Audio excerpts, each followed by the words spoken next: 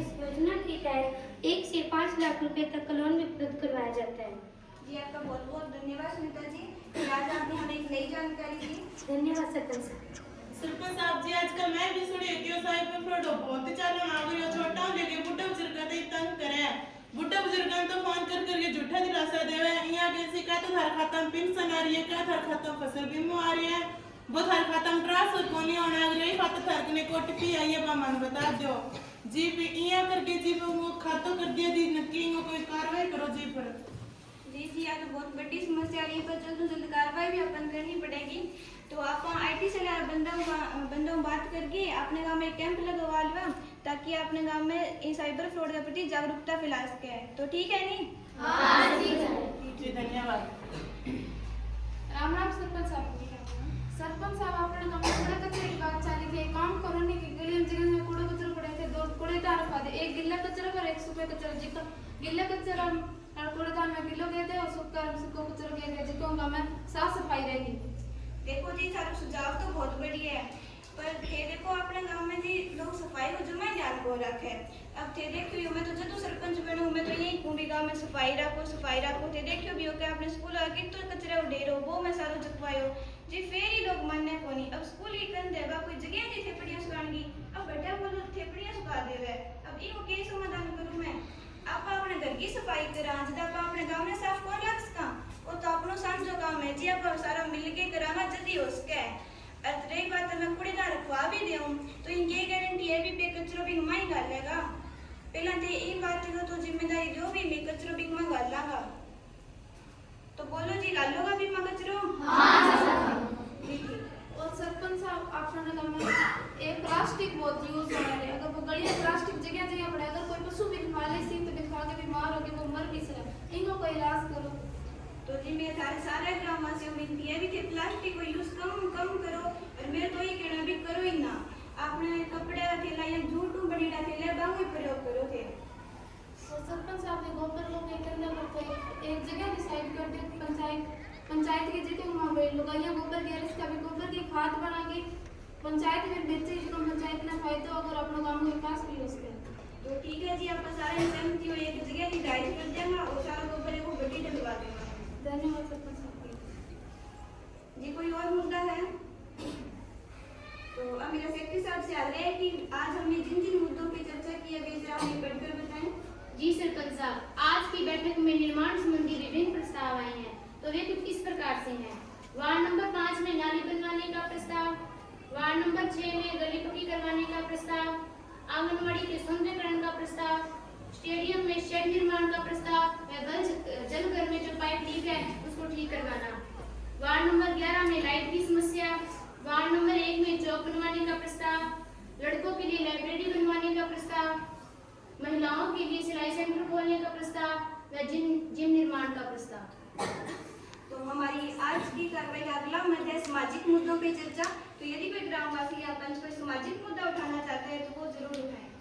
सरपंच साहब जी, अपने गांव में बहुत मोटी समस्या है कि टाबरू लेगा मोटा था मां बहनी गाना काटे थे, टाबरू बात करे कोई मां बहनी गाना का प्रयोग करेगा, ऐसे भाई बात करे कोई मां बहनी गाना काटेगा, मां बहन जैसा सारा इंसान जी मन तो बेचारे बात कोई कौन ठहर के पहले ही बच गया बदनाम करता फिरे, फिर इसको कोई काम करते हो कि काम में कोई गाड़ ना काटे।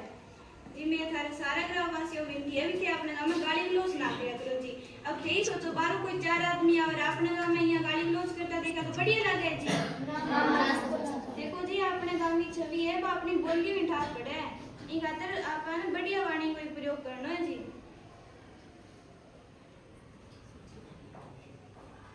तो जी थे बताओ इन कोई और समाधान कर सका आपा? इनका समाधान है कि उसके लिए समझाया तो मानना रहे, कौन से कोई जुर्माना ही पारित कर दो, भाई कोई गाड़ काटो तो भी फिर जुर्माना रहे। तो जी थे बताओ कितना जुर्माना लगाऊं? 500 रुपया। तो ठीक है जी, अगर कोई भी गाली गलौज कर तो पावे तो बिन पर 500 रुपया जुर्माना लगेगा, और फिर भी ना मानेगा तो बिन पर जुर्माने की रकम है वो बढ़ा दी जाए। जी धन्यवाद सरपंच।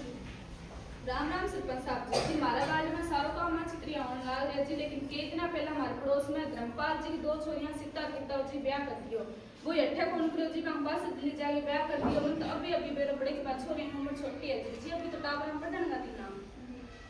अच्छा, तो उनकी शादी हो गई? सही कहा आपने, उनकी उम्र 18 वर्ष से कम थी और वो हमारे स्कूल में पढ़ती थी। उनके पिताजी आए थे उनका नाम कटवाने। जब हमने उनसे कारण पूछा तो उन्होंने कहा कि वे अपनी बेटियों को नहीं पढ़ाना चाहते। हमने उन्हें बहुत रोका बट वो नहीं माने। हमने इस बात की सूचना हमारे एसएमसी प्रधान श्री राजेश जी को भी दी थी। राजेश जी, आपको सूचना मिली थी? हाँ सर, हमें सूचना मिली। मैं 2-3 बार मांगली की लो। मैं तो आपकी दोनों बच्चे खेत में ले जाना है, नरबूज उगाना है, आपको कमाई करवा है। बस तो यहाँ लगे बच्चा पढ़ लिख के करी के लेगा। और ऊपर मैं बात करती हूँ। सरपंच साहब कार्रवाई करनी चाहिए। जी, कार्रवाई तो होनी चाहिए। तो आपने भी चाहे महिला एवं बाल विकास अधिकारी है, तो मेरी बाहू विनती है भी वे माने इस समस्या का कोई समाधान करें। सरपंच साहब, ग्राम पंचायत और ग्रामवासी, आप सभी यहाँ उपस्थित हैं। मैं आपको बता दूं कि अगर किसी भी लड़की की शादी 18 वर्ष की आयु से पूर्व होती है तो यह कानून अपराध है। अगर ऐसा कोई मामला आता है तो उसमें जेल की सजा का भी प्रावधान है। सभी ग्रामवासियों और सरपंच साहब से मेरी प्रार्थना है कि अगर वैसा होता हुआ देखते हैं तो प्लीज इसकी सूचना हमारे ऑफिस में जरूर दें। बाकी की कार्रवाई मेरी है, मैं उन्हें जेल की सलाखों के पीछे पहुंचाकर रहूंगी। आखिर क्यों आप उनका बाल विवाह कर उनकी जिंदगी बर्बाद कर रहे हैं? आज बेटियों ने कितना नाम कमा लिया है। आज बेटियां कहां से कहां तक पहुंच गई हैं। आज हमारे देश की राष्ट्रपति भी एक महिला है। आपसे भी मेरा अनुरोध है कि ऐसा न करें। धन्यवाद जी, आपका बहुत बहुत धन्यवाद। कोई और मुद्दा है? जी हाँ सरपंच साहब। सरपंच साहब, यहाँ पर आए हुए सभी जनों का ध्यान में इस मुद्दे की ओर लाना चाहती हूँ कि हमारे वार्ड में एक नौजवान लड़की की मृत्यु हो गई। जब उसकी मृत्यु का कारण पता चला तो उसने चिट्टे का नशा कर रखा था। सरपंच साहब, हमारे गांव में ऐसे बहुत से नौजवान लड़के इस नशे के आदी हैं। इस नशे की रोकथाम के लिए हमारे गांव में एक निगरानी कमेटी का गठन किया जाए ताकि गांव में नशा करने वालों का, नशा बेचने वालों को पकड़ा जा सके। मैं यहाँ पर उपस्थित सभी सदस्यों को यह फिर से बता दूं कि यह सुनीता देवी की पहली बैठक है। इन्होंने अपनी पहली बैठक में ही बहुत अच्छा व ज्वलंत मुद्दा उठाया है, इसलिए इनके लिए जोरदार तालियां। मैं काफी समय से नोट कर रहा हूँ कि आपने पहले भी हमें एक नई जानकारी दी और अब भी आपने एक बहुत ही ज्वलंत मुद्दा उठाया है, पर आपने ये घूंघट क्यों निकाल रखा है? आपके बोलने से लग रहा है कि आप एक अच्छे वक्ता और पढ़े लिखे भी हो, फिर भी ये घूंघट। जी हाँ सरपंच साहब, आपने सही पहचाना। आई एम पोस्ट ग्रेजुएट, लेकिन क्या करें सरपंच साहब, समाज में ऐसी बहुत सारी कुरीतियां फैला रखी है और उन्हें औरतों के ऊपर थोप दिया जाता है और औरतों को उन्हें ना चाहते हुए भी मानना पड़ता है। तो जी, आज सारा ग्रामवासी अड्डे बैठे तो मैं थारे एक बात पूछूंगी। थे भी आई चाहो के भी थारी भी जो की बेटी है वे भी आगे कटी जावे, कोई सभा में जा जब या घूंघट में रहवे चाहोगे थे? तो थे भगवान अपनी बेटी क्यों मन मानो जी, ये भी तो अपनी बेटी होएगी। और जी थे थारे घर में चार दीवारी में जो भी करो मन भी कोई मतलब को नहीं, पर मैं इतनी थारू विनती जरूर है भी जब थे ना कोई सभा में गालो जब तो तुम को माने थे घूंघट छुटकारा दो। तो आप पिता सल्ला तई ओलो रखो और अब रख कोनी है ओलो रंडो चकलियो मत और बेटा तू उस पर कर ले ओलो। ताई थी वो घूंघट छोड़ के तो बहुत बढ़िया काम करियो, पर थोड़ी देर पहले अपनी बात हुई कि आप अपने गांव में गाली गलौज को नहीं करा, इतनी ज्यादा भूल ही गया ताई थे। बेटा गलती होगी, मैंने माफ कर दी, दोबारा गाली कर दूं कोने तो जुर्माना कर दूंगा मैं। चलो कोई बात नहीं ताई, इन भाई तो थारो जुर्माना करा माफ, बट आपने ऐसी गलती ना करियो जी। और ताई आज आपने इस सभा में घूंघट को त्याग करियो तो ताई खातर जोरदार ताली। सरपंच साहब, मेरी समस्या का कोई तो हल बताएं।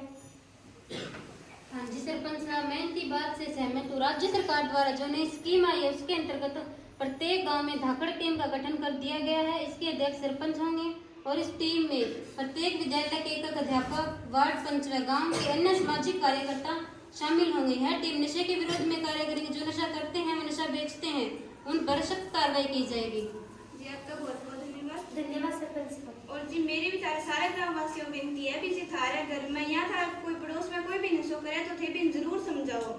और रही बात चिट्टे की, तो अगर थाना कटे अपने गांव में कोई भी चिट्टे उन्हें बेच तो मिले या कोई कर तो मिले तो भी सूचना पंचायतें जरूर पहुंचाओ। जो को चिट्टे नशो करे बिना नशा मुक्ति केंद्र में डाला और जो नशो बेचे भी वो आपका कानूनी कार्रवाई भी करांगा और अपने गांव की तरफ भी वो हुक्को पानी बंद कर देवांगा जी। तो देवगा ये मेरे साथ जी आपका बहुत बहुत सरपंच साहब, हमारा वार्ड में पिछले कई दिनों उनके नवजात शिशु की मृत्यु हो गई, तो कोई समाधान करो। तो जी आपने बीच आज स्वास्थ्य विभाग में अधिकारी आए हैं, तो मेरी गाँव में इनकी अभी बे इस समस्या का कोई समाधान करें। सर्वप्रथम ग्राम पंचायत और ग्राम सभा के सभी सदस्यों को मेरा स्वागत है।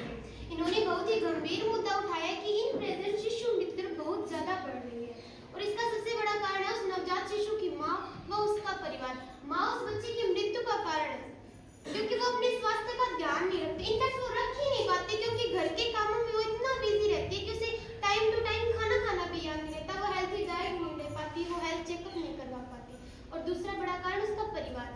जो परिवार है वो इन सिचुएशन महिलाओं को सपोर्ट नहीं करते, जिनके कारण वो हेल्थ चेकअप नहीं करवा पाती है और रिजल्ट यह रहता है कि उनका स्वास्थ्य बिगड़ जाता है और वो एक अनहेल्थी बेबी को जन्म देती है जिसकी सांसें कुछ समय के लिए होती है। तो यहाँ पर दूसरी बड़ी बात है वो ये कि महिलाओं के अंदर आयरन की कमी वो बहुत ज़्यादा पाई जाती है। तो उसके लिए जो हमारे सरकारी हॉस्पिटल है उसके अंदर जो आयरन की टेबलेट्स है वो निःशुल्क प्रोवाइड करवाई हुई है, तो आप वहाँ से जाकर ले सकते हैं। इनफैक्ट हमने स्कूलों में भी जो आयरन की टेबलेट्स है वो प्रोवाइड करवा रखे और पर वेनेसडे को गर्ल्स को दी भी जाती है।